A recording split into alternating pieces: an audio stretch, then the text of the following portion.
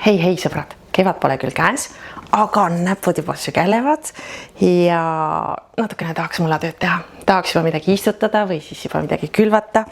Minul on siin kartul eelmise aasta saagist kusjuures ja mul on siin tšilli seemneid. Ja kes on näinud või jälgid meid, siis eelmine aasta juba nägi, et me panime kartulapotti siuke aprillikuus ja saime juba suve alguses mõnusa kartulisaagi. Kas te teate, tuleb, vaata, näe, vaata. Küll, aga nüüd see aasta mõtlesime, et paneme nüüd jaanuari lõpus, miks mitte? Vaatame, kas me saame siuke aprill-mai juba esimese kartulisaagi kätte, et miks mitte päris hea ju oma kasvatatud kartulit süüa. Ja külvame ka tšilliseemneid, mis on nüüd paar päeva mul siin mõnusalt niiske salvaka peal olnud, et paneme neid ka mulda.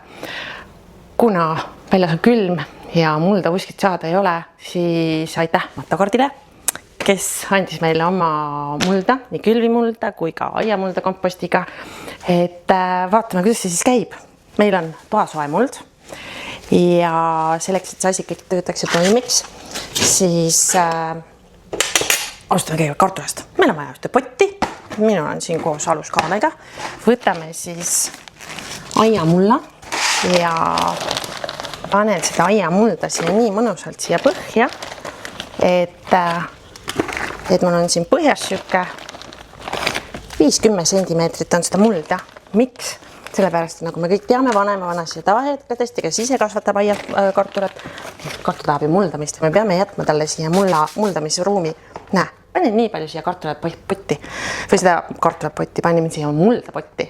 Ja nüüd loomulikult paneme kartula. Natukene kergelt siblime ta siia sisse. Siia on natukene vähem mulda. Paneme mulda juurde nii, et tal oleks siin üle selle kartula niimoodi ja niimoodi ta jääb. Kergelt kastame ta ära ilusasti, anname talle siia natukene vett juurde, et tal oleks siin mõnus ja see jääb nüüd ootele.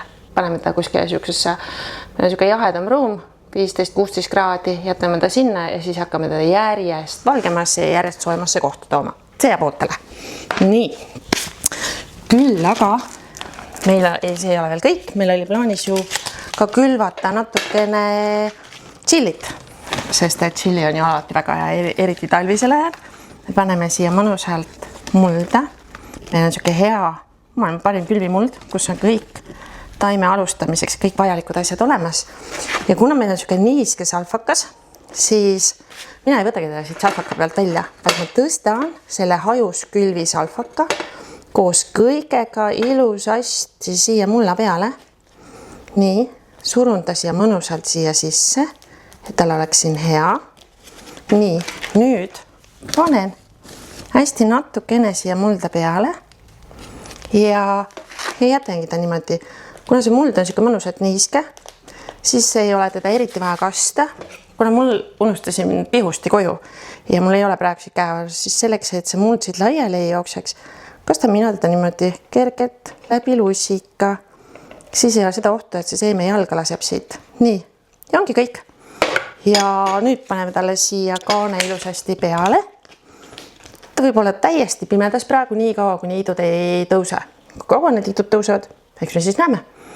Ja siis, kui ta on juba korralikult hakanud kasvama, siis teeme talle pikeerimise, paneme ta just kas kasseti või siis eraldi potti. Aga näeme jälle.